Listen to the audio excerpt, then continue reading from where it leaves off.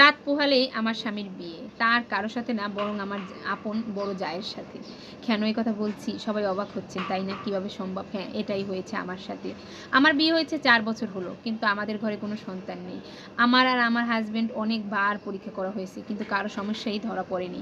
আমরা ভালোবেসে বিয়ে করেছিলাম বলে আমার হাসব্যান্ড আমাকে মাথায় করে রাখতো। অনেক বেশি ভালোবাসতো। যেটা দেখে আমার শাশুড়ি কখনোই সহ্য করতে পারেনি। তার উপর আমার হয় না সন্তান। এবার তো আমি এ সংসার করতেই পারব না। আমার শাশুড়ি সবসময় তার ছেলেকে বলতো, আমার বংশধর চাই, আর তোর ঘরেরই চাই। ছোট ছেলে সংসারে সন্তান থাকবে না তা তো হবে না। আমি একটু নাইনাতকে নিয়ে খেলা করব। ওদিকে আমার বড় ভাসুরে কিন্তু দুইটা সন্তান আছে। তারপরও আমার শাশুড়ির কথা, তার ছোট ছেলের ঘরে সন্তান লাগবে। তাই সে চাচ্ছে তার ছোট ছেলেকে আবার বিয়ে দিতে। এভাবেই চলতে থাকলো দিন। আমাদের ডিভোর্সের কথাও আগাতে লাগলো। আমিও সিদ্ধান্ত নিয়েছি আমার স্বামীর সুখের জন্য হলেও আমি তাকে ডিভোর্স দিব। তাই আমাদের সকল ব্যাপারে সম্মতি ছিল। আমার হাসব্যান্ড আমাকে ভালোবাসতো। সে চাইতো না যে আমার ডিভোর্স হোক।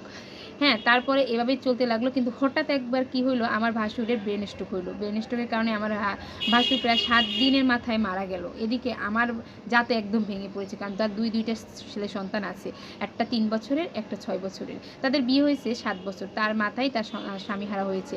এ নিয়ে বড় কষ্টে দিন পার করছিল। আমার শাশুড়িও ভীষণ আঘাত পেয়েছে, কারণ বড় ছেলেও ছিল তার। এজন্য আমার ডিভোর্সের কথাটাও কিছুদিনের জন্য পিছিয়েছে, কারণ সবার মধ্যে শোকের ছায়া। আমার ভাসুর আর যা যেহেতু আলাদা থাকতো, আমার ভাসুর মারা যাওয়ার পর থেকে যা আমাদের বাসা থেকে চলে আসলো, আমাদের বাসায় থাকতো। দিন দিন আমাদের সাথে একসাথে মিলেমিশে থাকলেও আমার স্বামীর ব্যবহার আচরণ যেন কেমন পাল্টে যেতে লাগলো।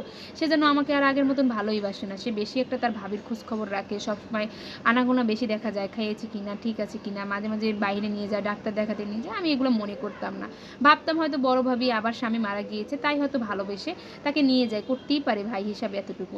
আমি এগুলো কখনো আমলে নিই নেই। কিন্তু এইটাই হয়েছে। আমার যা ছিল সম্ভ্রান্ত পরিবারের মেয়ে, তাই তার বিয়ের সময় অনেক কিছু দেওয়া হয়েছিল।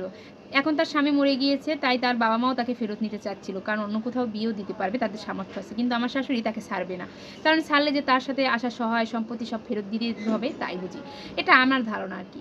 তো এভাবে চলতে লাগলো। দীর্ঘ ৬ মাসের মাথায় দেখলাম আমার শাশুড়ি এবং আমার স্বামীর ভিতর অনেক চেঞ্জ। তারা যে কোনো মূল্যে হলেও আমার যাকে রাখতে চায়। এদিকে আমার স্বামীরও তার প্রতি অনেক বেশি দুর্বলতা, আমার জায়ের প্রতি। তো এখন তারা সিদ্ধান্ত নিয়েছে, শুনলাম যে আমার স্বামীর সাথে আমার জায়ের বিয়ে দিবে। আমি এই প্রশ্ন করতে আমার স্বামী বলল, তাতে সমস্যা কী? তুমিও থাকতেছো, তোমাকে তো আর ডিভোর্স নিয়ে বাবার বাড়ি চলে যেতে হচ্ছে না। আর এদিকে ভাবিও থাকলো। আর যেহেতু তার ঘরে ২টা ছেলে সন্তান আছে, তো আমার আর চিন্তা করা লাগতেছে না। তো আমি এই কথা শুনে আমার শাশুড়ির কাছে জিজ্ঞেস করলাম যে, এটা আমার স্বামীর সিদ্ধান্ত, আপনাদের সিদ্ধান্ত, সবার সিদ্ধান্ত এক কিনা? আমার শাশুড়ি সোজা কথা আমাকে বলে দিল, হ্যাঁ, তোমার যদি ইচ্ছা হয় থাকো, না হয় চলে যাও। ও ভালো ঘরের মেয়ে, ও সম্ভ্রান্ত ঘরের মেয়ে। ও যদি চলে যায় আমরা অনেক বড় কিছু হারিয়ে ফেলবো। আর আমার ২টা নাতি আছে, তারা কোথায় বা যাবে? তখন আমি আকাশ ভেঙে পড়লো মাথার উপরে। যেহেতু আমার স্বামীকে আমি এত ভালোবাসতাম যে আমি কোনো মতে মেনে নিতে পারছিলাম না। ভেবেছিলাম যে হয়তো আমাদের মাঝে সব কিছু ঠিক হয়ে যাবে। কিন্তু না, ঠিক হওয়ার কিচ্ছুই হলো না। এদিকে এই কথা শোনার ঠিক ৩ মাস যাবৎ আমি লক্ষ্য করছিলাম আমার শারীরিকভাবেও পরিবর্তন হচ্ছে। আমি টেস্ট করেও জানতে পেরেছিলাম যে আমি মা হতে চলেছি। কিন্তু এই মুখে আমি কিভাবে বলব তাদেরকে যে আমি এখন মা হতে চলেছি? এদিকে তারা তো বিয়ে সব কিছু ঠিক করে রেখেছে যে আমার জায়ের সাথেও তার বিয়ে হবে। যাও খুশি, আমার হাসব্যান্ডও খুশি। তাই তাদের খুশিতে আর ব্যাঘাত ঘটালাম না। আমি বিয়ের ঠিক আগের দিন আমার বাবার বাড়ি চলে আসলাম। আমার স্বামী বলল, সমস্যা নেই, তুমি যেখানে থাকতে চাও সেখানেই থাকতে পারো। আমার কোনো সমস্যা নেই। তো তারাও আমাকে আটকালো না। আমি আমার ব্যাগপত্র গুছিয়ে নিয়ে বাবার বাড়ির উদ্দেশ্যে চলে আসলাম। আর মনে মনে ভাবলাম, আল্লাহ দিলাই যখন, তাহলে কিছু মাস আগেই দিলা না কেন? আজ যে সন্তানের জন্য আমার সংসার ছাড়া হলাম, সেই সন্তান দিয়ে আমি কী করব? আমি কি আমার